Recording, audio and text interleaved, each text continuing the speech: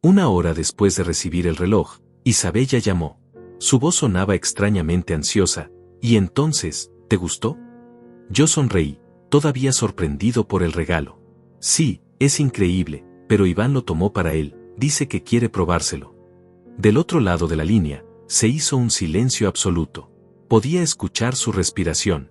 Después, como si algo dentro de ella se quebrara, comenzó a gritar: «¿Qué hiciste, idiota? ¿Acaso entiendes lo que va a pasar ahora?» No era furia normal. Era terror puro. Desesperación. Como si acabara de contarle que había prendido fuego a nuestra casa con ella adentro. «Isabella, es solo un reloj. Iván dijo que me lo devuelve en un rato». Ella cortó. El silencio que siguió fue peor que cualquier grito. Mi mano temblaba sosteniendo el teléfono. ¿Qué acababa de hacer? ¿Por qué un reloj prestado causaba semejante reacción? En ese momento, yo todavía no entendía nada. No sabía que ese regalo de aniversario no era un gesto de amor. Era el centro de un plan que llevaban meses construyendo. Y yo, sin saberlo, acababa de destruirlo por completo. Déjenme explicarles cómo llegué hasta aquí. Mi nombre es Oscar, tengo 50 años, y llevo 15 siendo un fantasma en mi propio matrimonio. Invisible. Irrelevante. Un mueble más en la casa que Isabella heredó de su madre. Cuando nos casamos, yo creía que había encontrado una compañera. Alguien con quien envejecer. Qué ingenuo fui, porque casarse con Isabella significaba casarse con toda su familia. Con Daniela, su madre, la matriarca de hielo que construyó un imperio inmobiliario y que trataba a todos como sirvientes.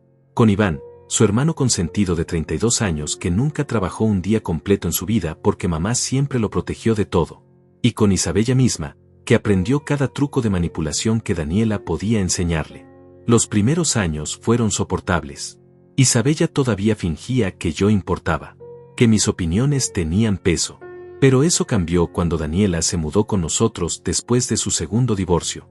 Desde ese día, dejé de ser el esposo. Me convertí en el hombre que pagaba cuentas y se quedaba callado. El que asentía cuando Daniela redecoraba nuestra casa sin preguntarme. El que sonreía cuando Iván usaba mi coche sin pedirlo y me lo devolvía sin gasolina. El que cenaba solo porque ellos tres tenían reuniones familiares de las que yo estaba excluido. Pequeñas humillaciones. Eso era mi vida. Como aquella vez que Isabella organizó una cena para sus amigas y cuando una preguntó por mí, ella dijo: «Oscar está arriba, prefiere no socializar». Yo estaba en la sala de al lado, escuchando todo. Ella sabía que estaba ahí.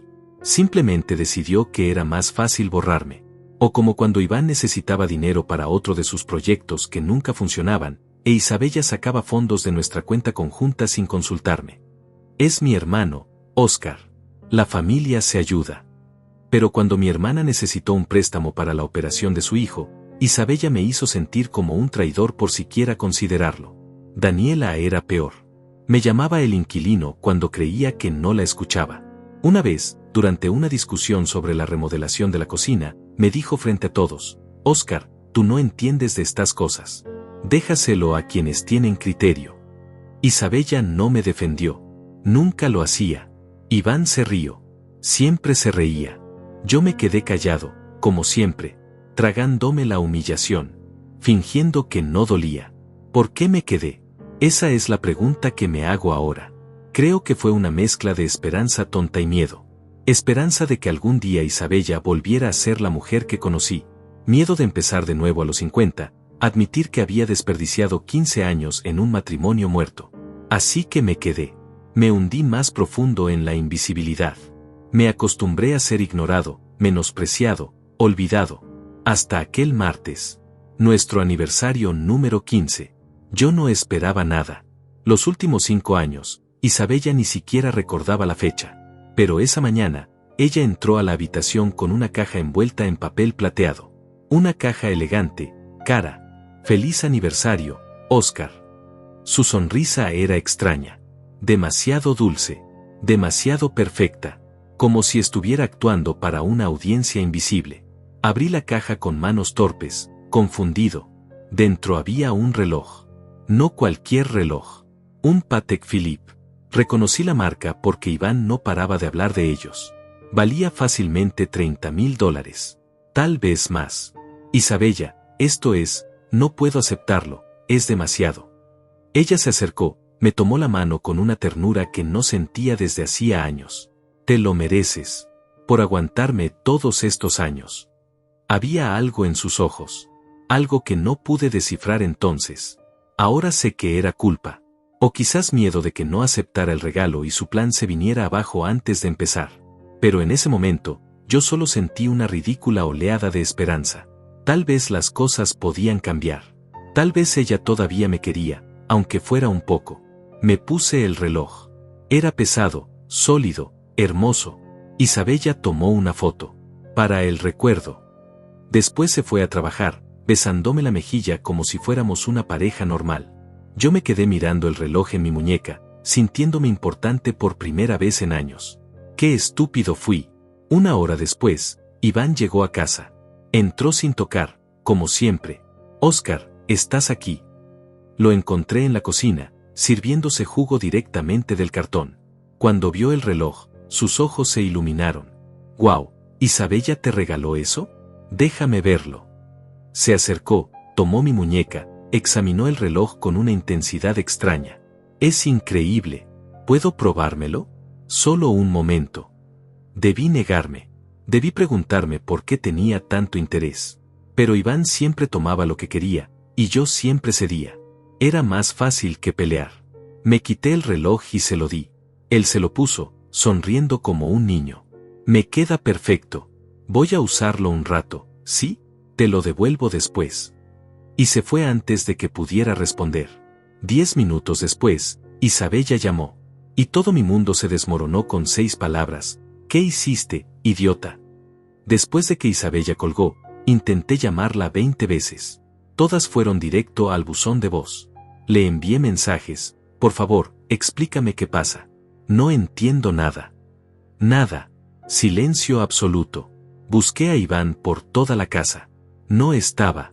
Su coche ya no estaba en la entrada.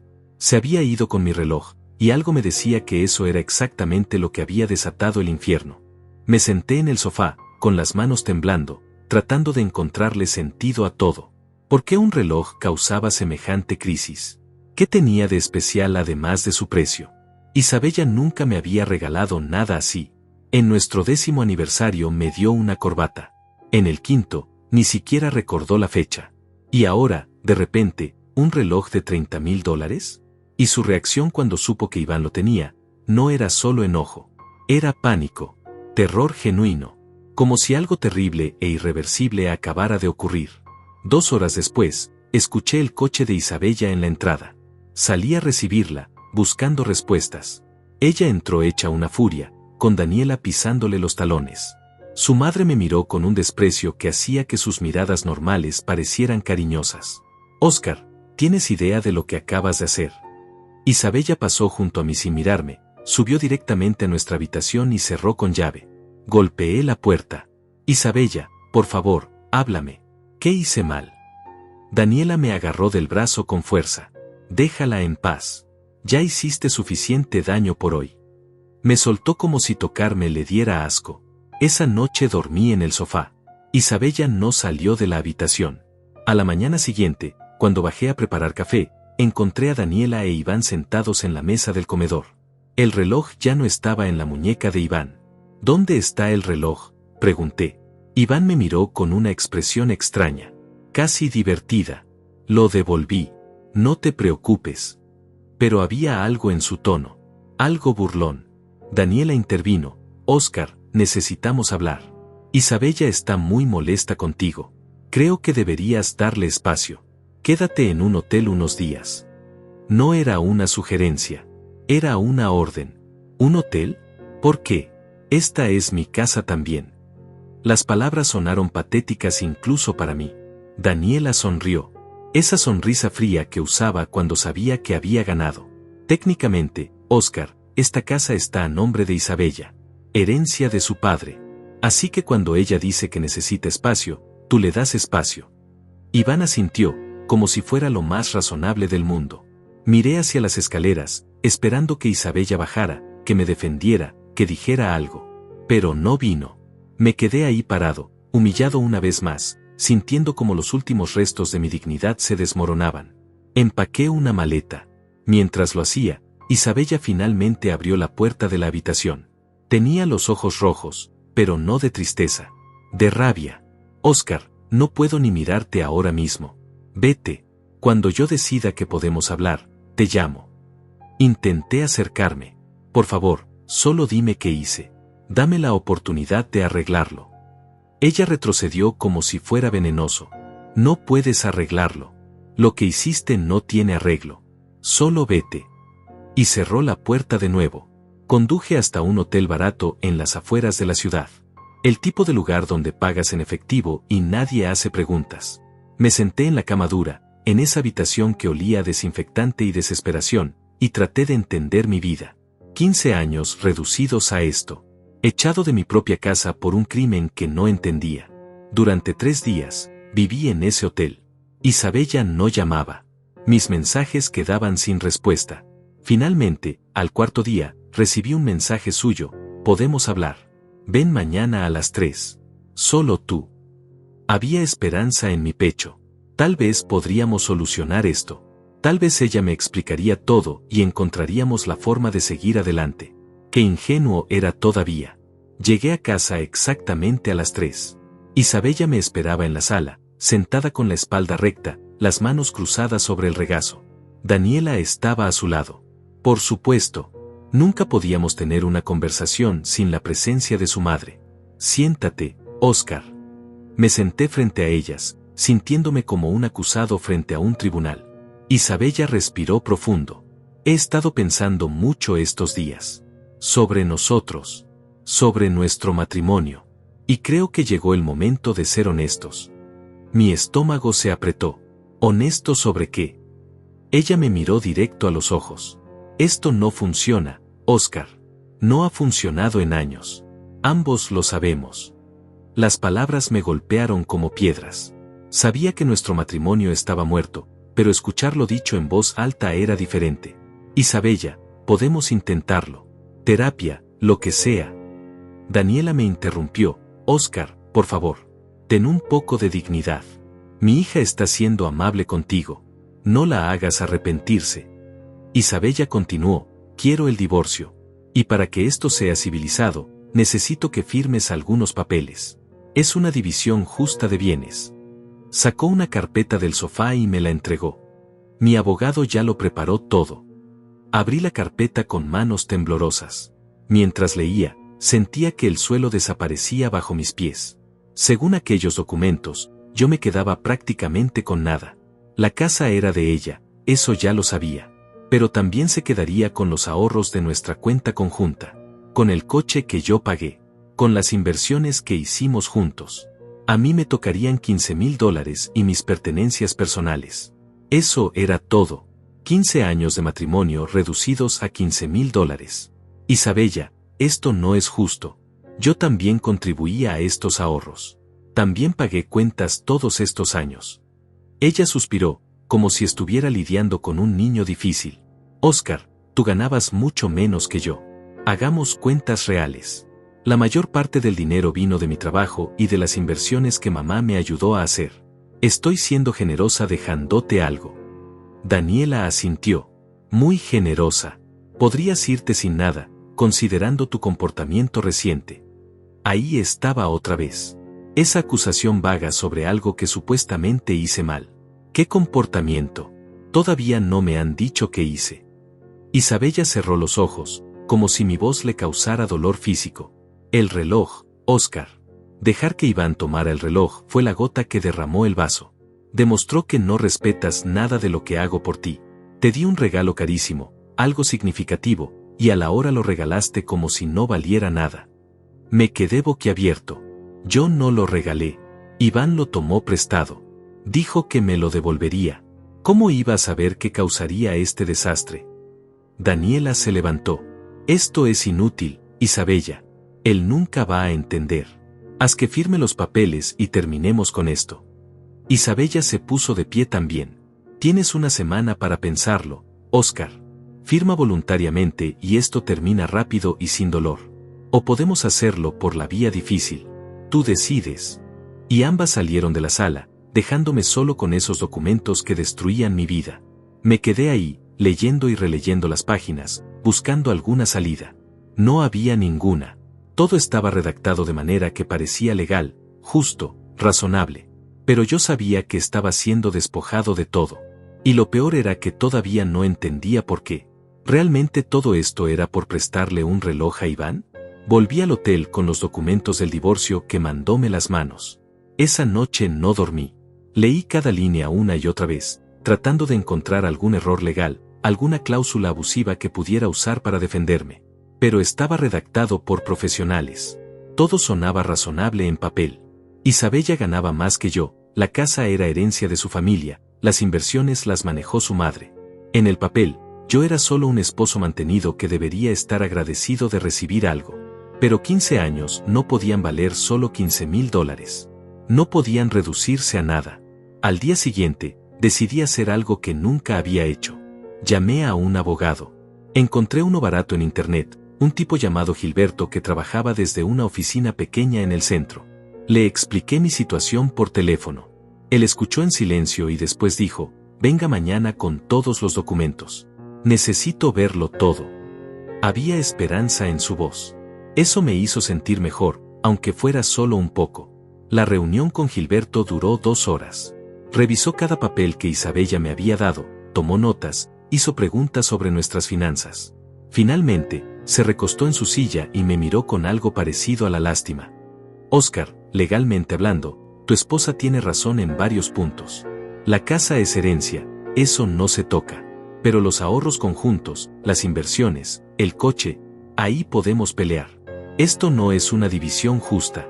Podría conseguirte al menos $70,000 si vamos a corte. Sentí un pequeño alivio. Entonces puedo pelear esto. Gilberto asintió. Puedes. Pero te va a costar. Necesito un anticipo de $5,000 para empezar. Y el proceso puede tomar meses, tal vez un año. ¿Estás preparado para eso? $5,000. Yo tenía $8,000 en mi cuenta personal. Si le pagaba al abogado, me quedaría con casi nada para vivir mientras duraba el proceso. Pero si firmaba los documentos de Isabella, al menos tendría $15,000 para empezar de nuevo. Era una trampa perfecta. Pelear por lo que era mío significaba quedarme sin nada durante la batalla. Aceptar la derrota me daba un poco más de dinero inmediato. Déjeme pensarlo, le dije a Gilberto. Él asintió, comprendiendo mi dilema. No tarde mucho. Mientras más rápido actuemos, mejor posición tendremos. Salí de su oficina sintiéndome más perdido que nunca. Caminé por la ciudad sin rumbo, tratando de decidir qué hacer. Fue entonces cuando vi a Iván. Estaba saliendo de un restaurante caro con una mujer joven que no conocía. Reían. Él pagó la cuenta con una tarjeta de crédito, dejó una propina generosa, y subieron a un coche nuevo. Un Mercedes plateado que nunca antes había visto. Algo en mi pecho se apretó. Iván, que supuestamente no trabajaba, que siempre estaba pidiendo dinero prestado, tenía un coche nuevo y pagaba cenas caras. ¿Desde cuándo?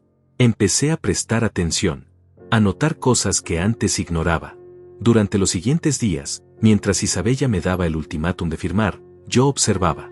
Observaba cómo Iván llegaba tarde a casa, cómo hablaba en voz baja por teléfono y colgaba cuando yo entraba a la habitación. Observaba cómo Isabella y Daniela tenían reuniones cerradas en el estudio, reuniones de las que salían calladas y tensas. Observaba cómo, cuando yo llegaba a recoger más ropa, todos dejaban de hablar abruptamente. Había algo más pasando. Algo que iba más allá del divorcio.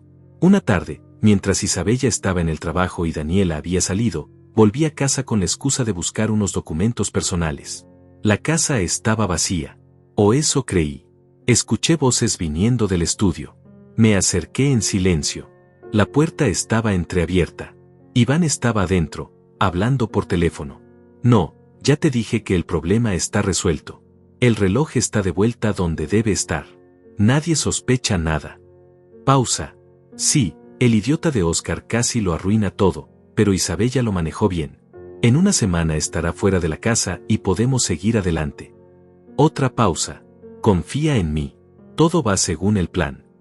Mi corazón latía tan fuerte que temí que me escuchara. Me alejé en silencio, salí de la casa, subí a mi coche y conduje sin saber a dónde ir. Las palabras de Iván daban vueltas en mi cabeza. El reloj está de vuelta donde debe estar. Nadie sospecha nada. Todo va según el plan. ¿Qué plan? ¿Qué tenía que ver el reloj con todo esto? ¿Y por qué mi salida de la casa era parte de ese plan? Por primera vez en semanas, sentí algo diferente a la desesperación. Sentí rabia. Rabia de verdad. Me habían tratado como basura durante años, y yo lo había aceptado. Había agachado la cabeza, había tragado humillaciones, había sido el buen Oscar que no causaba problemas. Pero esto era diferente. Esto no era solo desprecio casual. Esto era un plan. Me estaban usando para algo, manipulando para lograr algo que yo no entendía. Y el reloj era la clave. Esa noche, en mi habitación de hotel, tomé una decisión. No iba a firmar los papeles. No todavía. Primero iba a averiguar qué estaba pasando realmente. Si iba a perder todo, al menos sabría por qué. Al menos entendería la verdad. Empecé mi investigación de la única forma que sabía. Revisé nuestros estados de cuenta bancarios online. Isabella había sacado $35,000 3 días antes de nuestro aniversario. La descripción decía Joyería Martínez. Ese era el precio del reloj. Hasta ahí, todo normal. Pero después encontré otra transacción extraña. 2 semanas antes del aniversario, Isabella había transferido $50,000 a una cuenta que no reconocí. La titular era una empresa, Servicios Profesionales GP. Busqué en internet. Nada. No había información sobre esa empresa. No tenía sitio web, no aparecía en registros públicos. Era una fantasma. Seguí buscando. Encontré más transferencias. Pequeñas, de $2,000 o $3,000, todas hacia la misma empresa fantasma. En total, durante los últimos 6 meses, Isabella había sacado casi $120,000 de nuestra cuenta conjunta y los había enviado a esa empresa misteriosa. ¿Cómo no me había dado cuenta antes? Porque nunca revisaba las cuentas. Porque confiaba ciegamente. Porque era un idiota. Llamé al banco. Necesito información sobre una empresa que aparece en nuestros movimientos. La empleada fue amable pero firme. Señor, solo puedo darle información sobre las transacciones, no sobre terceros. Si quiere saber sobre esa empresa, tendría que contactarla directamente.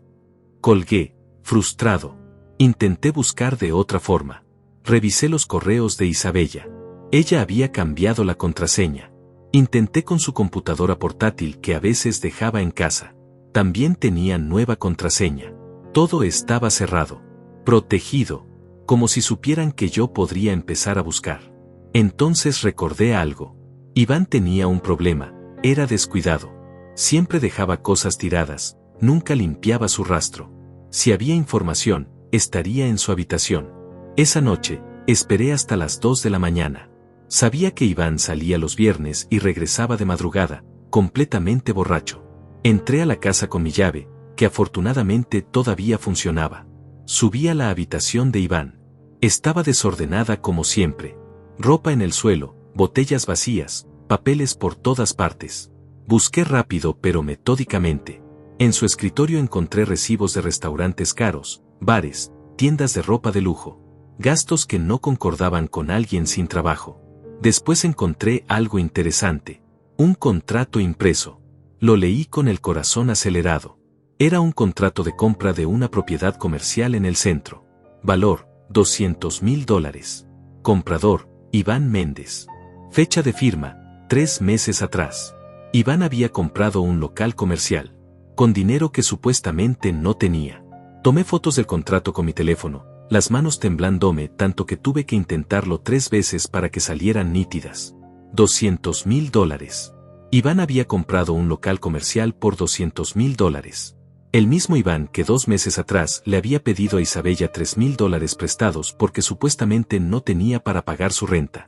El mismo Iván que vivía en nuestra casa sin pagar un centavo, comiendo nuestra comida, usando nuestros servicios, porque según él estaba pasando por un mal momento económico. Seguí buscando en su escritorio. Encontré más papeles. Extractos bancarios de una cuenta que no conocía. Depósitos regulares de $10, $15, $20,000. Algunos venían de Servicios Profesionales GP. Esa empresa fantasma otra vez. Otros venían de cuentas personales. Una de ellas era de Isabella. Mi esposa le estaba dando dinero a su hermano. Mucho dinero. Y él lo estaba usando para comprar propiedades, para vivir una vida de lujo, mientras me hacían creer que era un fracasado sin un peso. La rabia que sentí en ese momento fue diferente a todo lo que había experimentado antes. No era la resignación amarga de años de humillación. Era furia pura, cristalina. Tomé fotos de todo, de cada papel, cada extracto, cada recibo. Guardé las evidencias en mi teléfono y salí de esa habitación sintiéndome como un ladrón en mi propia casa, pero también sintiéndome poderoso. Por primera vez en años, yo sabía algo que ellos no querían que supiera. Volví al hotel y pasé el resto de la noche organizando la información. Había un patrón claro. Durante los últimos 6 meses, Isabella había estado transfiriendo dinero a esa empresa fantasma. Esa empresa, a su vez, le daba dinero a Iván. Iván usaba ese dinero para inversiones y gastos personales. Pero ¿por qué hacer todo tan complicado? ¿Por qué no simplemente darle el dinero directamente? A menos que estuvieran tratando de ocultar algo. A menos que ese dinero no fuera legal. La pieza que faltaba era el reloj. Ese maldito reloj que había desatado todo este infierno. Isabella me lo dio. Yo se lo presté a Iván. Ella entró en pánico. Iván lo devolvió. Y ahora, según su propia conversación telefónica, el reloj está de vuelta donde debe estar. ¿Dónde? ¿En mi muñeca? No. Yo nunca lo recuperé. Iván dijo que lo devolvió, pero nunca me lo dio. Entonces, ¿dónde estaba ese reloj ahora? Y más importante, ¿qué hacía ese reloj que era tan crucial para su plan? Al día siguiente era lunes. Decidí hacer algo arriesgado. Llamé a la joyería donde Isabella compró el reloj. Buenos días, habla Óscar Méndez. Mi esposa Isabella compró un reloj Patek Philippe hace unas semanas y tengo algunas preguntas sobre la garantía. La vendedora fue amable. Por supuesto, señor. Déjeme revisar la compra. ¿Tiene el número de serie del reloj? Mierda. No lo tenía. No lo tengo a mano, pero la compra fue el 23 del mes pasado, a nombre de Isabella Méndez. Escuché tecleo de computadora. Sí, aquí está. Un Patek Philippe Nautilus. Hermosa pieza. ¿En qué puedo ayudarle? Improvisé. Necesito saber si el reloj tenía alguna característica especial. Mi esposa mencionó algo sobre un servicio adicional que ustedes ofrecen. Pausa. ¿Se refiere al servicio de grabado personalizado? Sí, la señora Méndez solicitó un grabado en la parte posterior. Mi corazón se aceleró. Exacto, ese. ¿Podría decirme qué decía el grabado? Es que quiero asegurarme de que quedó bien. Más tecleo. Dice, para Óscar, con amor eterno. Isabella. Muy romántico. Terminé la llamada con una excusa torpe y me quedé mirando el teléfono. Un grabado. Isabella había pagado extra por un grabado personalizado en un reloj de $30,000. Un reloj que me dio en nuestro aniversario después de años de indiferencia. Un reloj que provocó un colapso total cuando Iván se lo llevó. ¿Por qué? El grabado hacía que el reloj fuera claramente mío. Personalizado. Único. No podía ser vendido fácilmente ni confundido con el de otra persona. Era un reloj que gritaba: "Este pertenece a Óscar Méndez". Pero ¿para qué necesitaban que fuera tan obvio? Entonces una idea horrible comenzó a formarse en mi mente. ¿Y si el reloj no era un regalo? ¿Y si era evidencia? Evidencia de que Isabella era una esposa amorosa y generosa. Evidencia de que me valoraba. Evidencia que podrían usar en el divorcio para demostrar que ella había intentado salvar el matrimonio mientras yo era un desagradecido. Pero eso no explicaba el pánico cuando Iván lo tomó. No explicaba por qué necesitaban que el reloj estuviera de vuelta donde debe estar. Necesitaba hablar con alguien que entendiera cosas que yo no entendía. Alguien que pudiera ver el panorama completo. Recordé que Gilberto, mi abogado, había mencionado que trabajaba con investigadores privados ocasionalmente. Lo llamé.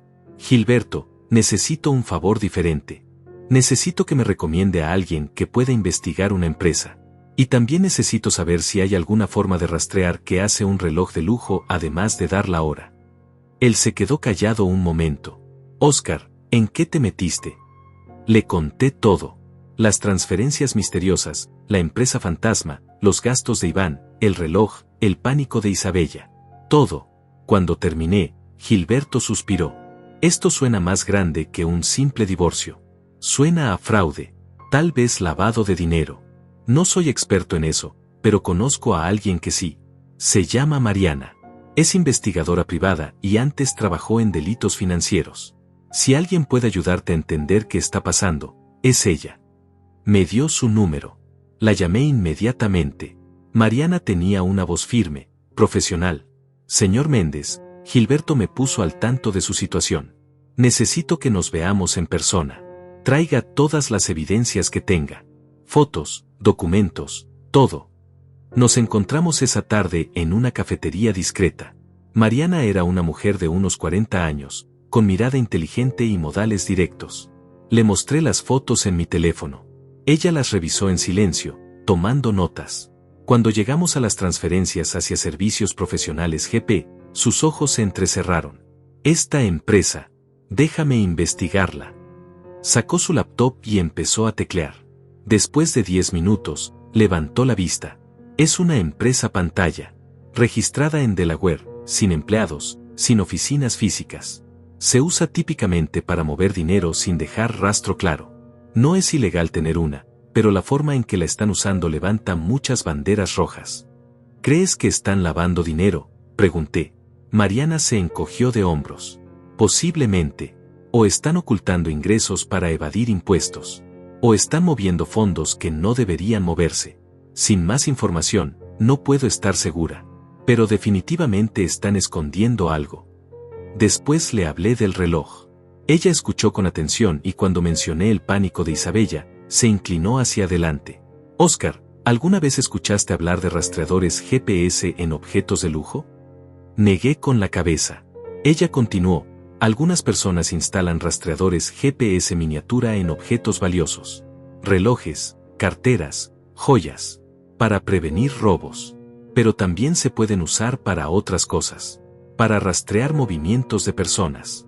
Para crear coartadas. Para demostrar que alguien estuvo en cierto lugar a cierta hora. Mi sangre se heló. ¿Crees que el reloj tiene un rastreador? Mariana asintió lentamente. Explicaría muchas cosas. Explicaría por qué era tan importante que tú lo llevaras puesto. ¿Por qué entraron en pánico cuando Iván se lo llevó? Si el reloj tenía un rastreador y estaba registrando tus movimientos, pero de repente empezó a registrar los movimientos de Iván, todo su plan se arruinaba. Me quedé sin aire. ¿Qué plan? Mariana me miró con algo parecido a la compasión. Oscar, creo que te estaban preparando para ser el chivo expiatorio de algo. No sé de qué todavía. Pero ese reloj iba a demostrar dónde estabas en ciertos momentos. Y mi teoría es que necesitaban que estuvieras en lugares específicos. O que pareciera que estabas en lugares específicos.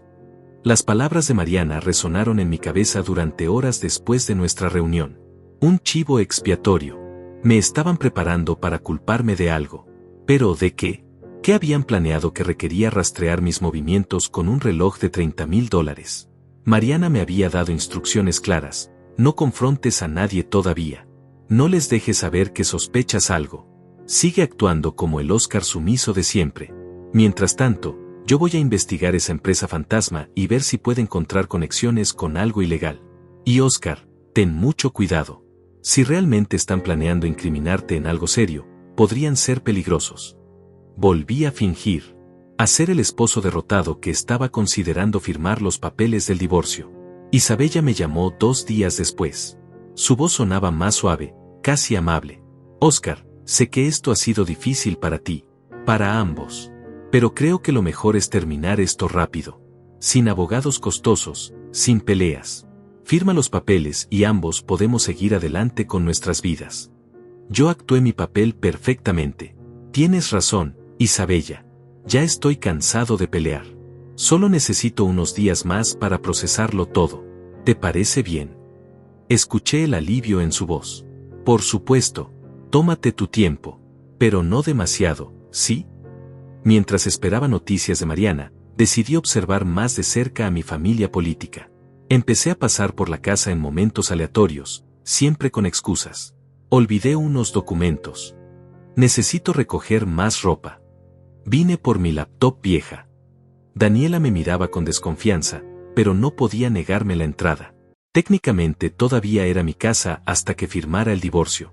Durante esas visitas, notaba cosas. Conversaciones que terminaban abruptamente cuando yo aparecía. Miradas nerviosas entre Isabella e Iván. Daniela haciendo llamadas telefónicas y saliendo al jardín para que no la escuchara. Una tarde, mientras supuestamente buscaba papeles en el estudio, encontré algo interesante. Un calendario de escritorio que Daniela había dejado abierto. Había fechas marcadas con círculos rojos. Algunas tenían anotaciones crípticas: IP 15, reunión GC, transferencia final. La fecha más importante estaba marcada con 3 círculos rojos y una estrella. Era dentro de 5 días. La anotación decía: día de, todo listo. Tomé una foto rápida del calendario y salí del estudio antes de que alguien me descubriera. Esa noche, Mariana me llamó. Oscar, encontré algo. Servicios Profesionales GP está vinculada a otra empresa, Grupo Constructor Industrial. Y esa empresa ha estado involucrada en algo muy interesante. Hay una investigación federal abierta sobre malversación de fondos en un proyecto de construcción del gobierno. Estamos hablando de millones de dólares que desaparecieron de las arcas públicas. Grupo Constructor Industrial es una de las empresas bajo investigación. Mi mente trabajaba rápido. ¿Y qué tiene que ver Iván con eso? Mariana continuó: eso es lo que estoy tratando de averiguar. Pero encontré algo más. Tu suegra, Daniela, era socia minoritaria de Grupo Constructor Industrial hace 3 años. Vendió sus acciones justo antes de que comenzara la investigación. Muy conveniente. Todo empezaba a tener sentido de una forma retorcida. Daniela había estado involucrada en una empresa corrupta. Había vendido sus acciones antes de que explotara el escándalo. Pero tal vez no había salido completamente limpia. Tal vez había dinero sucio que necesitaba lavar. Dinero que estaba moviendo a través de empresas fantasma, de Isabella, de Iván. Mariana, ¿crees que están usando las cuentas de Isabella para lavar dinero robado? Ella hizo una pausa. Es una posibilidad. Pero hay algo más. Encontré registros de que Grupo Constructor Industrial tenía una oficina administrativa. ¿Adivina dónde? No tuve que adivinar. En el local comercial que Iván compró. Mariana confirmó. Exacto. Iván compró el edificio donde funcionaba la oficina de la empresa corrupta. Y lo compró 3 semanas antes de que los federales ejecutaran una orden de registro en ese lugar. Mi cabeza daba vueltas. Compraron el edificio para controlar lo que los investigadores encontrarían. Para limpiar evidencia. Mariana agregó, o para reclamar que cualquier documento incriminatorio encontrado allí era de los dueños anteriores, no de ellos. Es una táctica común. Pero Oscar, aquí viene la parte que te va a interesar. Revisé los registros públicos de la compra. ¿Sabes quién firmó como testigo en la escritura de propiedad? Mi corazón se detuvo. ¿Quién? La respuesta de Mariana me dejó helado. Tú. Tu firma aparece en los documentos notariales como testigo de la transacción. Imposible. Yo nunca firmé nada relacionado con una compra de propiedad de Iván. Nunca estuve en una notaría con él. Nunca fui testigo de nada. Mariana, eso es una falsificación. Yo nunca firmé eso. Ella respondió con calma, lo sé, pero tu firma está ahí. Y a menos que puedas probar que es falsa, que estabas en otro lugar cuando supuestamente firmaste, o que alguien falsificó tu firma, legalmente ese documento te vincula a la transacción. Ahí estaba el plan. Me estaban involucrando en sus crímenes. Falsificando mi firma en documentos. Probablemente planeaban hacer lo mismo con otros papeles. Y si la investigación federal llegaba hasta ellos, yo sería el culpable perfecto. El esposo tonto que firmaba cosas sin leer. El hombre sin poder en la familia que podían sacrificar sin problemas.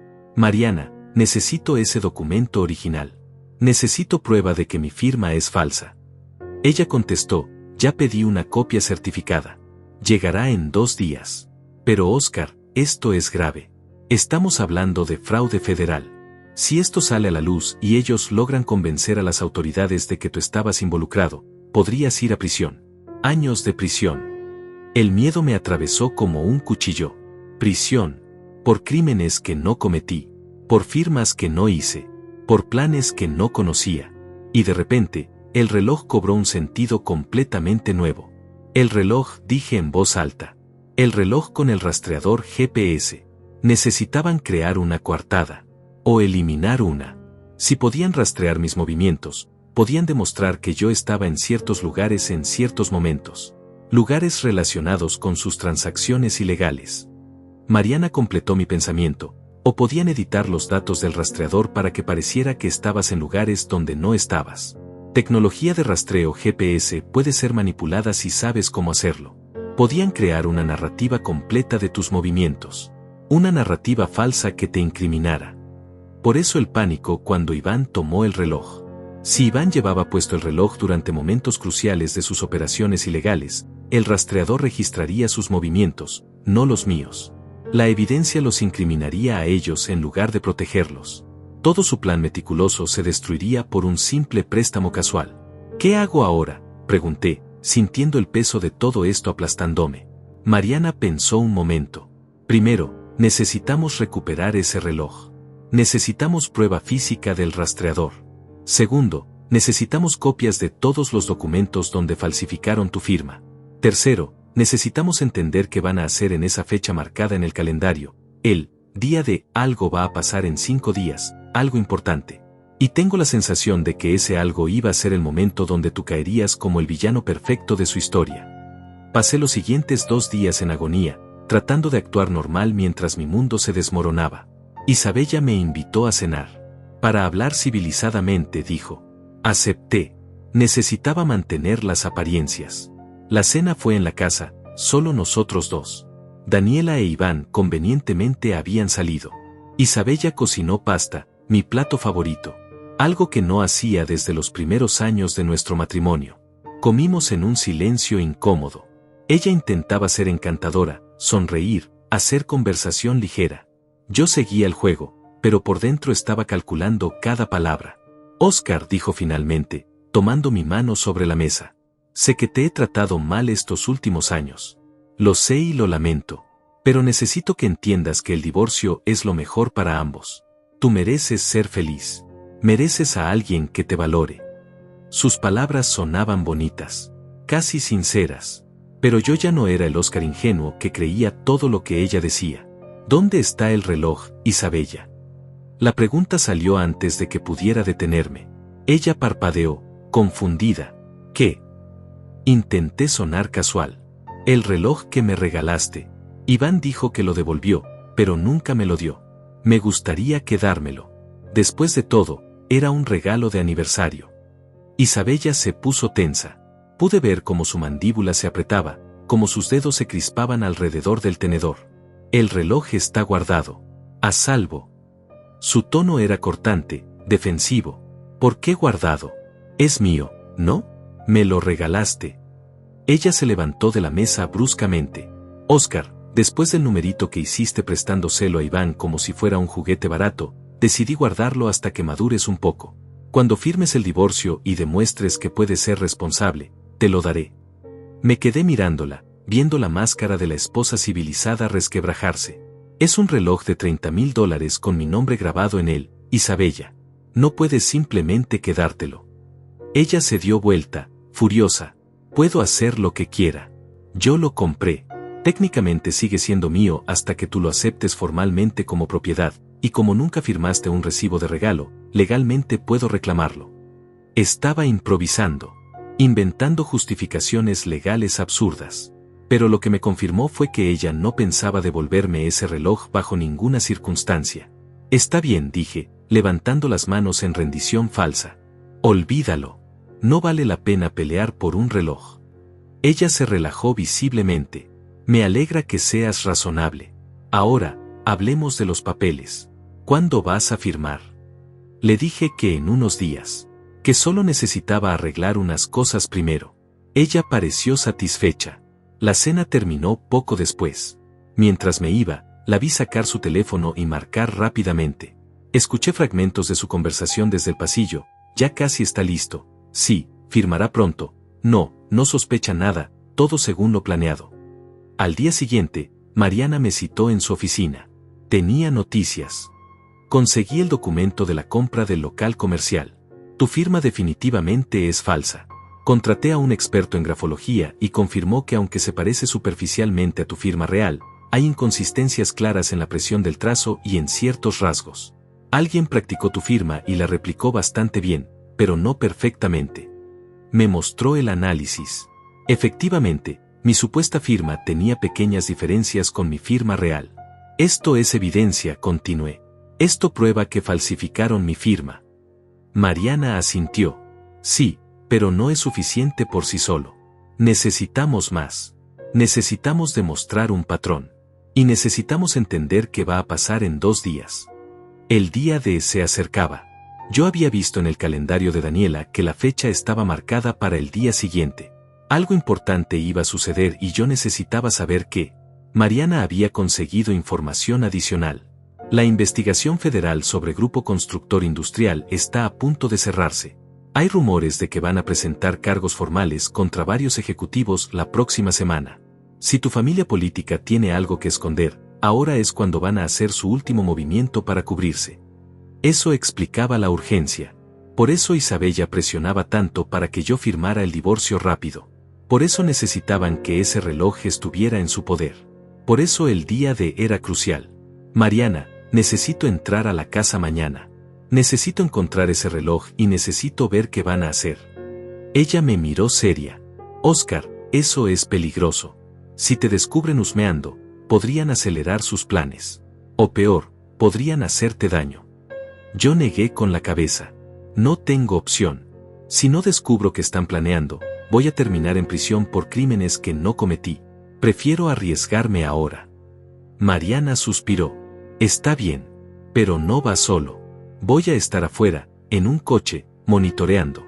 Y llevas tu teléfono conectado conmigo todo el tiempo. Si algo sale mal, llamo a la policía inmediatamente. El día siguiente amaneció nublado y frío. Día de llamé a Isabella temprano. Necesito pasar a recoger unos libros que dejé en el estudio. ¿Puedo ir esta tarde? Ella dudó. Hoy no es buen día, Oscar. Tenemos asuntos familiares que atender. Perfecto. Eso confirmaba que algo iba a pasar. Por favor, solo serán 10 minutos. Prometo no molestar. Finalmente aceptó, pero puso una condición. Ven a las 2. Y solo 10 minutos, Oscar. Tenemos cosas importantes que hacer a las 3. A las 2 en punto llegué a la casa. Mariana estaba estacionada media cuadra más abajo, con su laptop abierta y mi teléfono conectado a una llamada silenciosa en su línea. Podía escuchar todo lo que yo escuchaba. Entré. La casa estaba extrañamente silenciosa. Isabella me recibió en la puerta, ansiosa. Rápido, Oscar. Toma tus libros y vete. Subí al estudio, pero mis ojos estaban en todas partes, buscando pistas. En la mesa del comedor vi maletines de cuero. Documentos apilados. Daniela e Iván estaban en la cocina, hablando en voz baja. Me acerqué silenciosamente, fingiendo buscar algo en el librero del pasillo. A las 3 llega el contacto, decía Daniela. Tiene los documentos finales. Una vez que Oscar firme el divorcio, transferimos todo a las cuentas offshore y cerramos servicios profesionales GP. Para cuando los federales rastreen el dinero, ya estará fuera de su alcance. Iván respondió, ¿y si Oscar no firma? Daniela rió fríamente. Firmará. Isabella lo tiene comiendo de su mano. Y si se niega, tenemos plan B. Los documentos con su firma ya están listos. Podemos presentarlos como evidencia de que él era el cerebro detrás de todo. El esposo resentido que robó fondos de la empresa de su suegra. Tenemos el rastreo del reloj mostrando que estuvo en la oficina de Grupo Constructor en fechas clave. Tenemos transferencias que aparentemente salieron de cuentas controladas por él. Todo está preparado. Mi sangre se heló. Plan B. Si yo no cooperaba, me incriminarían de todas formas. Me convertirían en el villano de una historia completamente fabricada. Isabella apareció detrás de mí. ¿Encontraste tus libros? Di un salto. Sí, aquí están. Tomé 2 libros al azar del estante. Ella me observaba con ojos fríos. Entonces vete. Ya. Había algo diferente en ella. Una dureza que no había visto antes. Como si finalmente hubiera dejado caer toda pretensión de amabilidad. Bajé las escaleras rápido. Cuando pasé junto a la sala, vi algo que me hizo detenerme. Sobre el sofá, parcialmente escondida bajo un cojín, estaba una caja pequeña. La caja del reloj. La reconocí inmediatamente. Mi corazón latía descontrolado. El reloj estaba ahí. En la casa. Probablemente en esa caja. Miré hacia atrás. Isabella había subido al segundo piso. Daniela e Iván seguían en la cocina. Tenía segundos. Solo segundos. Me acerqué al sofá, levanté el cojín. La caja estaba vacía. Maldición. Busqué alrededor desesperadamente. Entonces lo vi. En la mesa de centro, debajo de unas revistas. El reloj. Brillando con ese brillo caro e inconfundible. Lo tomé. Lo sostuve en mi mano. Era pesado, real. Di vuelta para salir y me encontré cara a cara con Iván. Él miró el reloj en mi mano. Después me miró a mí. Óscar, ¿qué haces? Intenté sonar casual. Es mi reloj. Me lo llevo. Iván sonrió. Esa sonrisa cruel que había visto 1000 veces. Ese reloj se queda aquí. Déjalo en la mesa y vete antes de que llame a Isabella. No me moví. Por primera vez en 15 años, no me moví. No cedí. No agaché la cabeza. No. Es mío. Me voy con él. La sonrisa de Iván desapareció. Dame el maldito reloj, Óscar. ¿Qué pasa aquí? Daniela apareció desde la cocina. Vio el reloj en mi mano y su rostro se transformó en furia pura. ¿Cómo te atreves? Deja eso ahora mismo. Isabella bajó corriendo las escaleras. Óscar, suelta ese reloj. Los tres me rodeaban, bloqueando la salida, exigiendo que devolviera el reloj. Y en ese momento, vi el miedo en sus ojos. Miedo real. Porque ese reloj era la pieza central de su plan. Sin él, sin el rastreo manipulado, sin la evidencia fabricada de mis supuestos movimientos, su historia se caía. No, dije con voz firme. Este reloj es mío. Y me lo llevo. Iván dio un paso hacia mí, amenazante. Te lo voy a quitar por la fuerza si es necesario. Retrocedí, guardando el reloj en mi bolsillo. Inténtalo. Mariana está afuera. Si me tocas, ella llama a la policía. Isabella palideció. ¿Mariana? ¿Quién es Mariana? Sonreí. Una sonrisa amarga, triunfante. Mi investigadora privada. La que descubrió todo su sucio plan. Las empresas fantasma. El dinero lavado. Las firmas falsificadas. El rastreador GPS en este reloj. Todo. El silencio que siguió fue absoluto. Podía ver sus mentes trabajando, calculando, tratando de entender cuánto sabía yo realmente. Daniela recuperó la compostura primero. No tienes pruebas de nada. Estás inventando historias ridículas porque no puedes aceptar que tu matrimonio fracasó. Saqué mi teléfono. Tengo fotos de todos los documentos. Tengo análisis grafológicos de las firmas falsificadas. Tengo registros de las transferencias a servicios profesionales GP. Y ahora tengo el reloj. El reloj que van a tener que explicarle a los investigadores federales porque tiene un rastreador GPS instalado. Isabella dio un paso hacia mí, con las manos extendidas en un gesto que pretendía ser conciliador. Óscar, espera. Creo que hay un malentendido enorme aquí. Podemos hablar, podemos explicarte todo. No es lo que piensas. Pero su voz temblaba. Podía ver el pánico creciendo detrás de sus ojos. Sé exactamente lo que es, respondí. Me estaban preparando para ser su chivo expiatorio. Iban a culparme del fraude de Grupo Constructor Industrial. Por eso falsificaron mi firma en documentos. Por eso pusieron un rastreador en el reloj. Para crear evidencia falsa de que yo estuve involucrado en sus crímenes. Iván soltó una risa nerviosa. Estás paranoico, Óscar. Nadie te está inculpando de nada. Eres demasiado insignificante para algo así. Daniela lo silenció con una mirada. Ella era más inteligente que los otros dos. Sabía que hablar de más solo empeoraría las cosas. Óscar, si realmente crees que tienes evidencia de algo ilegal, llévala a las autoridades. Pero te advierto, acusar a tu familia de crímenes que no cometieron te va a explotar en la cara. Nosotros tenemos abogados. Buenos abogados. Abogados que te van a destrozar en corte. Apreté el reloj en mi bolsillo. Ustedes tienen abogados. Yo tengo la verdad. Veremos quién gana. Me di vuelta para irme. Isabella me bloqueó el camino. No puedes llevarte ese reloj. Es propiedad conyugal y estamos en proceso de divorcio. Técnicamente estás robando. La miré directamente a los ojos. El reloj tiene mi nombre grabado. Me lo diste como regalo de aniversario. Es mío. Y si tanto quieres recuperarlo, explícale a un juez por qué tiene un rastreador GPS escondido dentro. La empujé suavemente a un lado y caminé hacia la puerta.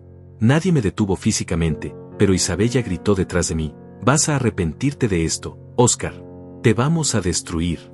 No tienes idea de con quién te estás metiendo».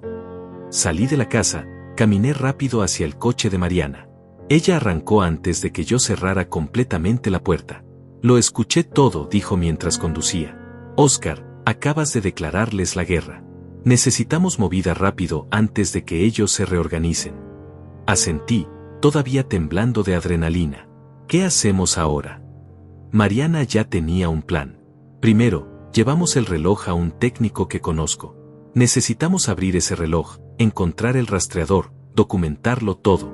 Segundo, compilamos todas las evidencias en un paquete ordenado. Tercero, lo presentamos a las autoridades federales que están investigando a Grupo Constructor Industrial. El técnico se llamaba Julián. Trabajaba desde un pequeño taller en el centro, especializado en electrónica de precisión. Mariana le explicó la situación. Él tomó el reloj con cuidado reverencial. «Un Patek Philippe. Hermoso. Vamos a ver qué secreto se esconde». Durante la siguiente hora, Julián desarmó el reloj meticulosamente. Cada pieza era colocada sobre un paño blanco, fotografiada, catalogada. Finalmente, después de remover la esfera y examinar el mecanismo interno, encontró algo.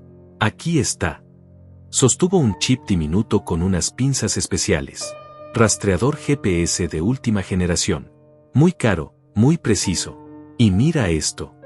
Conectó el chip a su computadora mediante un adaptador especializado. En la pantalla aparecieron datos. Muchísimos datos.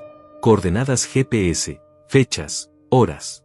«Este rastreador ha estado registrando ubicaciones durante las últimas 3 semanas», explicó Julián.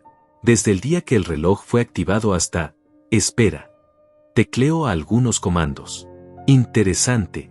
Los datos fueron modificados. Mira, aquí hay entradas que fueron editadas después de ser registradas.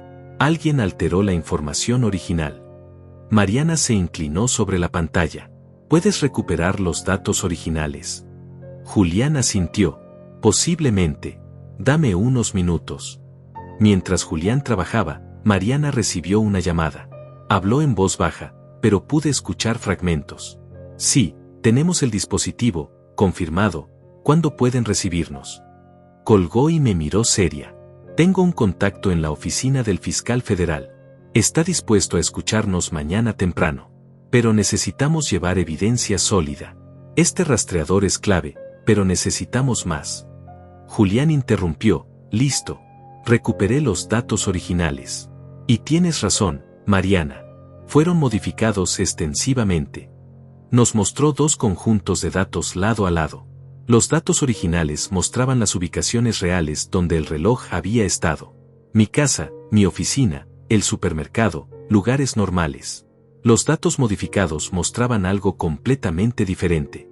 Según la versión alterada, yo había estado en la oficina de Grupo Constructor Industrial 5 veces en las últimas 3 semanas. Había visitado una cuenta bancaria offshore en las Islas Caimán.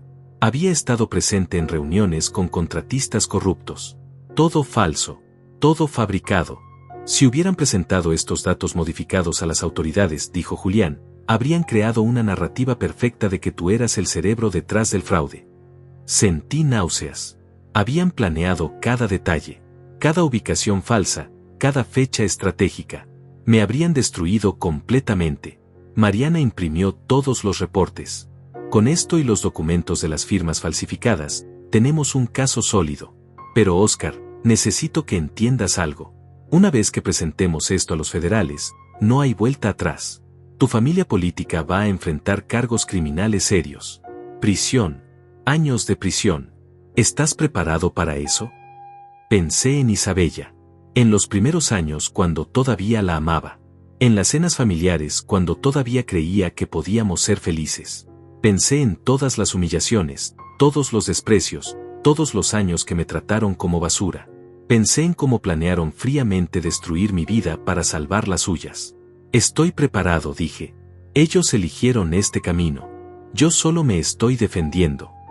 Esa noche, Mariana y yo trabajamos hasta tarde organizando toda la evidencia. Creamos una línea de tiempo detallada. Documentamos cada transferencia sospechosa. Incluimos el análisis grafológico de las firmas falsificadas. Añadimos el informe técnico del rastreador GPS con los datos originales y modificados. El paquete final era devastador. No dejaba lugar a dudas. A las 8 de la mañana siguiente, estábamos en la oficina del fiscal federal. El agente asignado a la investigación de Grupo Constructor Industrial se llamaba Roberto Salazar. Era un hombre de unos 40 años, con mirada inteligente y modales profesionales. Escuchó nuestra presentación en silencio. Revisó cada documento meticulosamente. Examinó el reloj y el rastreador. Después de 2 horas, se recostó en su silla. Señor Méndez, esto es extremadamente serio. Si lo que nos está mostrando es cierto, y todo indica que lo es, su familia política no solo ha estado lavando dinero de la malversación de Grupo Constructor Industrial, sino que también intentaron fabricar evidencia para incriminarlo a usted en crímenes federales. Eso es conspiración, fraude, falsificación de documentos, obstrucción de justicia. Estamos hablando de múltiples cargos con sentencias que podrían sumar décadas.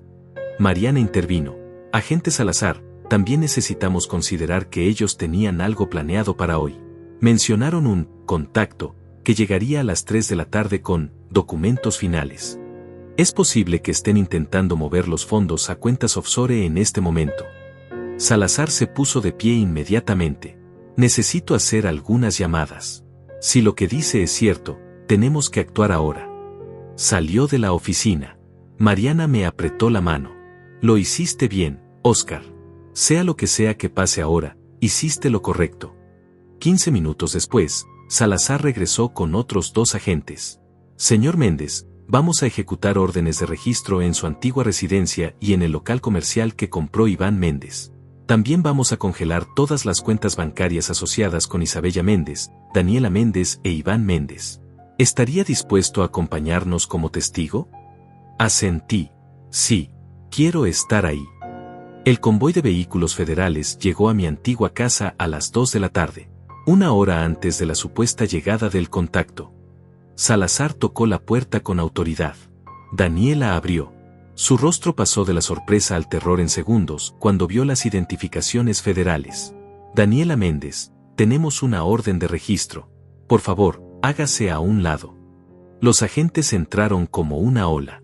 Daniela gritó, no pueden entrar así. Necesito llamar a mi abogado. Salazar le mostró los documentos. Tiene derecho a llamar a su abogado. Pero la orden es válida y vamos a proceder. Isabella e Iván salieron de la sala. Cuando me vieron detrás de los agentes, sus rostros se llenaron de odio puro. Oscar, ¿qué hiciste?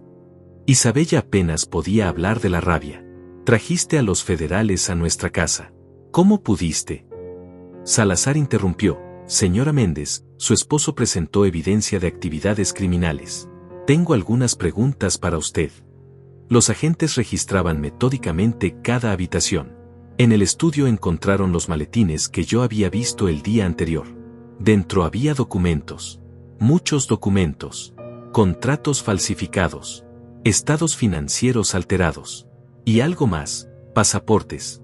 3 pasaportes con nombres falsos pero con las fotos de Isabella, Daniela e Iván. Salazar sostuvo los pasaportes falsos con guantes de látex. Pasaportes fraudulentos. Eso se suma a la lista de cargos.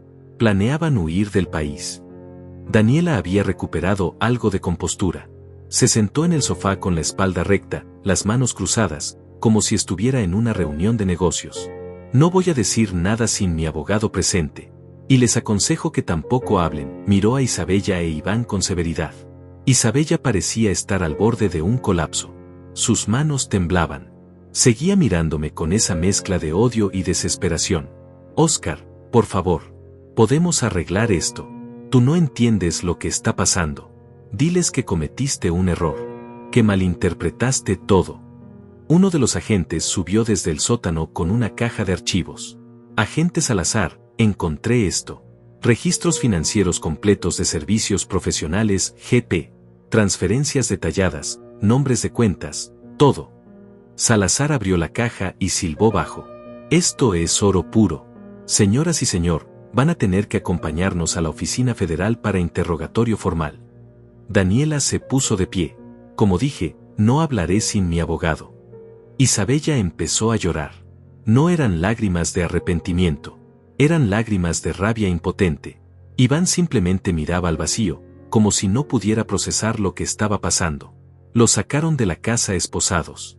Vecinos curiosos se asomaban por las ventanas, algunos salían a sus jardines para ver el espectáculo. La poderosa familia Méndez, la matriarca intocable Daniela, siendo arrestada como criminales comunes. Isabella me miró una última vez antes de subir al coche federal. Te vas a arrepentir de esto, Oscar. Te juro que te vas a arrepentir. Pero su voz carecía de convicción. Sabía que había perdido.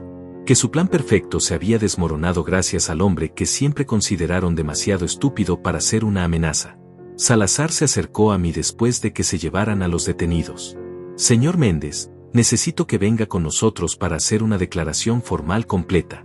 Todo lo que nos dijo esta mañana tiene que quedar registrado oficialmente. También necesitaremos el reloj como evidencia. Le entregué el reloj.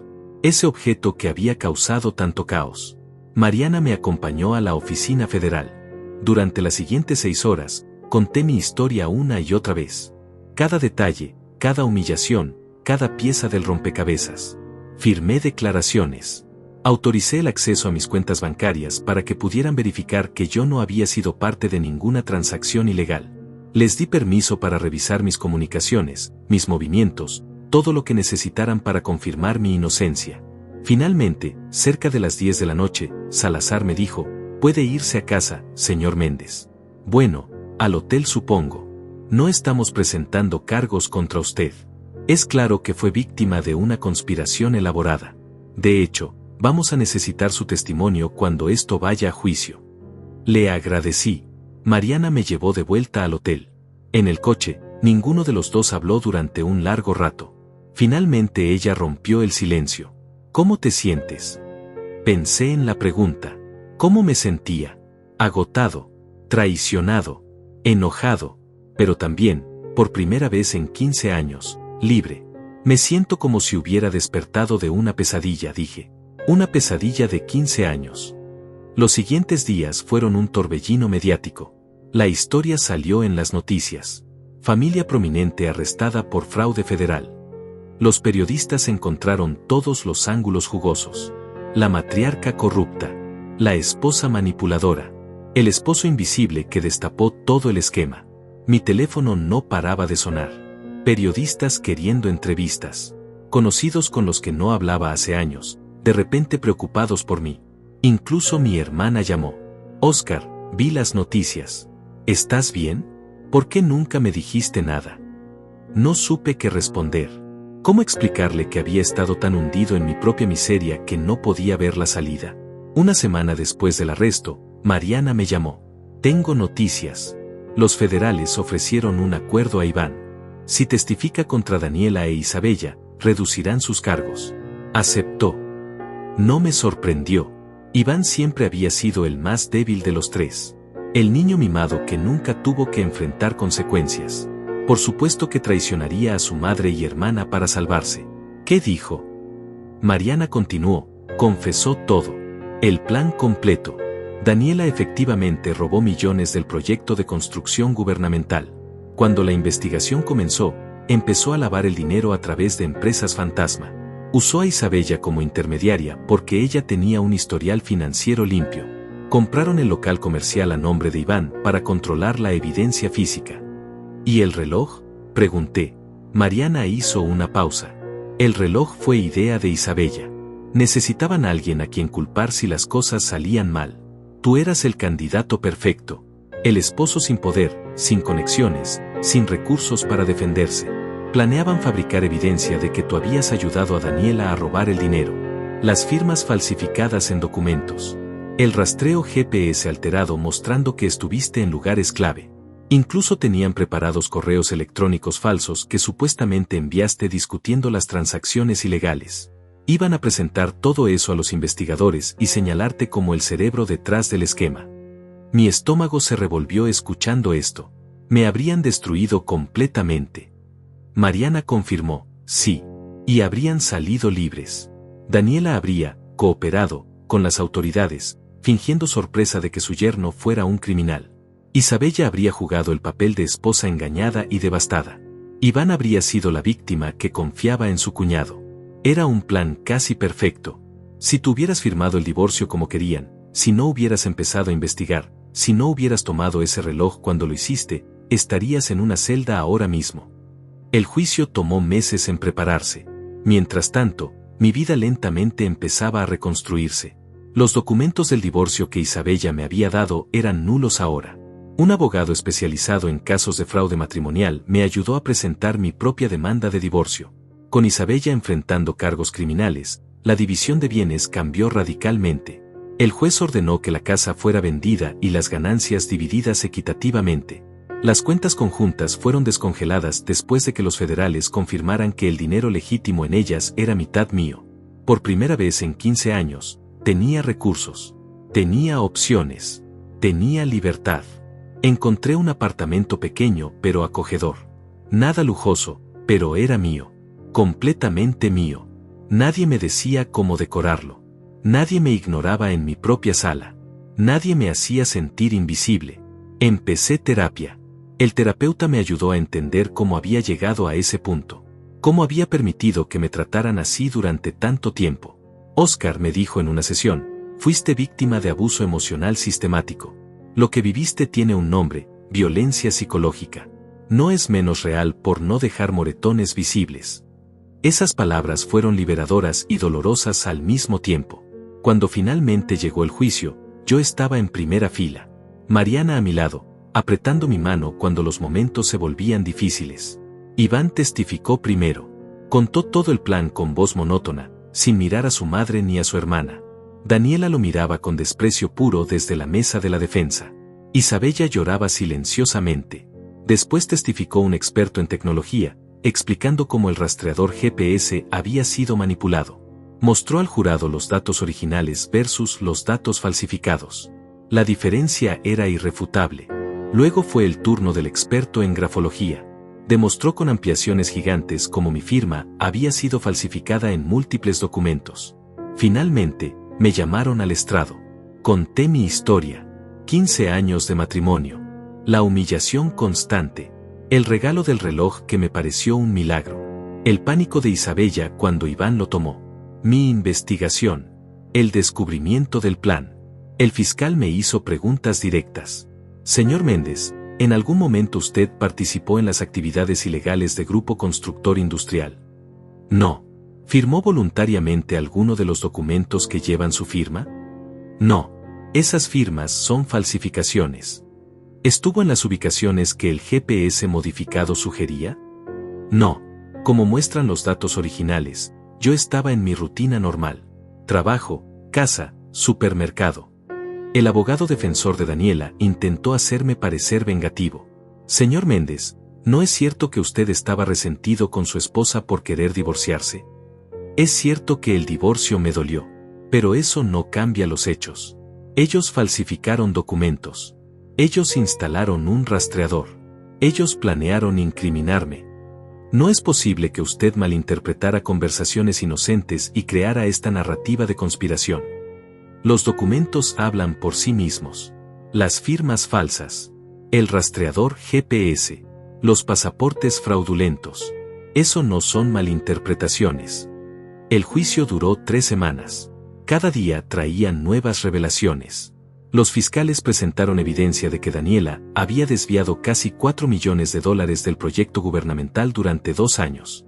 Mostraron cómo ese dinero había pasado por 6 empresas fantasma diferentes antes de llegar a cuentas controladas por Isabella. Demostraron que Iván había comprado no solo el local comercial, sino también 2 propiedades más usando dinero lavado. El peso de la evidencia era aplastante. Los abogados defensores hicieron lo que pudieron, pero era como intentar detener una avalancha con las manos. En su testimonio final, Isabella finalmente habló. Subió al estrado vestida con un traje gris sobrio, el cabello recogido, sin maquillaje. Intentaba verse vulnerable, arrepentida. Yo amaba a Oscar, dijo con voz quebrada. Sé que no lo demostré bien en los últimos años. Sé que lo traté mal.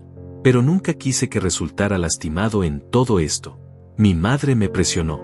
Me dijo que era la única forma de salvar a la familia. Yo solo quería proteger a mi familia. Miró directamente al jurado con lágrimas corriendo por sus mejillas. Cometí errores terribles. Lo sé, pero juro que nunca quise que Oscar fuera a prisión. Cuando vi cómo se estaba desarrollando el plan, traté de detenerlo. Por eso le di el reloj. Sabía que si él lo tenía, mi madre no podría usarlo para incriminarlo. Era una mentira hermosa, casi creíble, pero el fiscal la destrozó en el contrainterrogatorio. Señora Méndez, si realmente estaba tratando de proteger a su esposo, ¿por qué falsificó su firma en documentos legales? Isabella dudó. Yo no fui yo quien firmó. Los expertos en caligrafía determinaron que las falsificaciones fueron hechas por alguien diestro. Usted es diestra. Su madre y su hermano son zurdos. ¿Quién más pudo haber falsificado esas firmas? Silencio. Señora Méndez, ¿por qué instaló un rastreador GPS en el reloj si su intención era proteger a su esposo? Más silencio. ¿Por qué tenía pasaportes falsos si no planeaba huir una vez que su esposo fuera arrestado por crímenes que no cometió? Isabella se derrumbó en el estrado. Yo no sabía qué hacer. Mi madre controlaba todo. Ella me decía que si no cooperaba, nos hundiríamos todos. Tenía miedo de perder todo. El fiscal no mostró piedad. Y estaba dispuesta a sacrificar a un hombre inocente, un hombre con quien compartió 15 años de matrimonio, para salvar su propio pellejo. Isabella no respondió. Solo lloraba. Pero ya no eran lágrimas que generaban simpatía. Eran lágrimas de culpa expuesta. De una manipuladora cuyas tácticas habían dejado de funcionar. Daniela nunca mostró remordimiento. Incluso en el estrado, mantuvo su compostura de matriarca. Habló de negocios, de oportunidades, de decisiones difíciles. Nunca admitió culpa directa. Siempre había una justificación, siempre alguien más era responsable. Los contratistas me engañaron. Los funcionarios gubernamentales eran corruptos. Yo solo intentaba salvar mi empresa. Pero los números no mentían. Las transferencias bancarias no mentían. Los documentos con su firma autorizando desvíos de fondos no mentían. El jurado la escuchó con rostros cada vez más duros, cada vez más convencidos de su culpabilidad. Después de 3 semanas de testimonios, el caso fue al jurado. Deliberaron durante 2 días. 2 días donde yo apenas pude dormir, apenas pude comer. Mariana me llamaba cada pocas horas para asegurarse de que estuviera bien. Sea cual sea el veredicto, Oscar, tú ya ganaste. Te liberaste. Recuperaste tu vida. Pero yo necesitaba ese veredicto. Necesitaba que el mundo supiera la verdad. Necesitaba justicia. El tercer día, el jurado regresó. La sala del tribunal estaba llena. Periodistas, curiosos, algunos conocidos de la familia Méndez. Me senté en mi lugar habitual, con Mariana a mi lado. Daniela, Isabella e Iván fueron traídos desde sus celdas. Los 3 vestían ropa civil, pero se veían disminuidos. Ya no eran la familia poderosa e intocable. Eran solo 3 personas asustadas esperando su destino. El juez leyó los cargos uno por uno. Malversación de fondos. Fraude. Lavado de dinero. Falsificación de documentos. Conspiración. Obstrucción de justicia. Para cada cargo, el jurado respondió, culpable. Daniela cerró los ojos. Isabella sollozó abiertamente. Iván, quien había testificado contra ellas esperando clemencia, miraba al suelo. El juez programó la sentencia para 2 semanas después. Durante ese tiempo, los 3 permanecieron en custodia. No había riesgo de fuga permitido, no después de los pasaportes falsos. Cuando llegó el día de la sentencia, la sala estaba igual de llena. El juez fue severo pero justo. Daniela, como cerebro de la operación, recibió 18 años de prisión federal. Isabella, por su participación activa y por intentar incriminar a su esposo, recibió 12 años. Iván, gracias a su cooperación, recibió 5 años con posibilidad de libertad condicional después de 3. 18, 12 y 5 años. Números que representaban justicia. Números que significaban que ellos enfrentarían consecuencias reales por lo que hicieron. Daniela sería una mujer de más de 80 años cuando saliera de prisión, si vivía tanto. Isabella perdería los mejores años de su vida detrás de las rejas. Iván finalmente enfrentaría responsabilidad por primera vez en su existencia. El juez también ordenó restitución completa.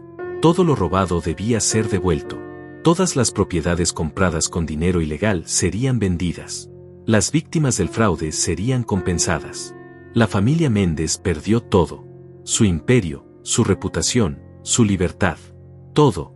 Después de la sentencia, Mariana y yo salimos del tribunal. Los periodistas nos rodearon. Micrófonos en mi cara, cámaras parpadeando. Señor Méndez, ¿cómo se siente? ¿Qué mensaje tiene para otras víctimas de abuso? ¿Perdonará alguna vez a su exesposa? Mariana me ayudó a abrirme paso entre la multitud. No di declaraciones ese día. Todavía estaba procesando todo. Todavía estaba aprendiendo a respirar sin el peso de 15 años de opresión sobre mi pecho. Los meses siguientes fueron de sanación. Terminé mi terapia habiendo aprendido lecciones valiosas sobre límites, autoestima y reconocer señales de abuso. Empecé a reconectar con amigos que había perdido durante mi matrimonio. Isabella había sido experta en aislarme, en hacerme creer que nadie más me entendía, que solo ella y su familia eran importantes. Ahora, libre de esa manipulación, encontré que había gente que se preocupaba por mí. Gente que había notado mi sufrimiento pero no sabía cómo ayudar. Mi hermana y yo nos volvimos cercanos otra vez. Ella me confesó que siempre supo que algo andaba mal en mi matrimonio. Pero cada vez que intentaba hablar contigo al respecto, tú defendías a Isabella. Decías que yo no entendía. Así que eventualmente dejé de intentarlo. Lo siento, Oscar. Debí haber insistido más. Le dije que no era su culpa. Que el abuso te hace defender a tu abusador. Que es parte del ciclo. Conseguí un trabajo nuevo en una empresa de consultoría. Nada glamoroso, pero era honesto y me trataban con respeto. Mis colegas me valoraban. Mis opiniones importaban. Era extraño al principio, ser escuchado, ser considerado. Pero poco a poco me acostumbré. Me di cuenta de que así debía ser siempre. Que el respeto no era un privilegio que tenía que ganar. Era un derecho básico. Un año después del juicio, recibí una carta. Era de Isabella. Escribió desde prisión. La carta era larga, llena de disculpas, de explicaciones, de súplicas. Oscar, no pasa un día sin que me arrepienta de lo que hice. Sé que no merezco tu perdón, pero te lo pido de todas formas. Era una persona diferente entonces. La influencia de mi madre, la presión, el miedo, nada de eso justifica cómo te traté. Pero quiero que sepas que en algún lugar profundo, te amé. Quizás no de la forma correcta, pero te amé. Leí la carta varias veces. Busqué sinceridad en sus palabras. Tal vez había un poco. Tal vez realmente se arrepentía. Pero el perdón no era algo que ella mereciera simplemente por pedirlo. No respondí la carta. En su lugar, la guardé en un cajón. Un recordatorio de donde había estado y de donde nunca volvería. El perdón, si alguna vez llegaba, sería en mis propios términos, en mi propio tiempo. No por ella, sino por mí. Para liberarme completamente del último vestigio de control que tenía sobre mi vida. 2 años después del juicio, conocí a alguien. Se llamaba Natalia. Era maestra de primaria, con una risa genuina y ojos amables. Nos conocimos en una cafetería donde los dos éramos clientes regulares. Empezamos a hablar. Conversaciones simples al principio. El clima, las noticias, recomendaciones de libros. Lentamente, esas conversaciones se volvieron más profundas. Le conté mi historia eventualmente. Todo. Esperaba que saliera corriendo, que decidiera que yo traía demasiado equipaje. Pero en cambio, me tomó la mano y dijo, gracias por confiar en mí. Y gracias por ser tan valiente. Con Natalia aprendí lo que era una relación sana. Comunicación abierta. Respeto mutuo. Apoyo sin condiciones. No había juegos mentales, no había humillaciones disfrazadas de bromas, no había jerarquías donde uno valía más que el otro. Era simple, honesto, hermoso. Y aunque al principio me asustaba, aunque parte de mí esperaba que todo fuera una ilusión que se rompería, poco a poco aprendí a confiar. Aprendí a creer que merecía felicidad. Hoy, 4 años después de aquel día cuando Isabella me dio el reloj, vivo una vida que nunca imaginé posible. Tengo un hogar que es verdaderamente mío. Tengo una pareja que me valora.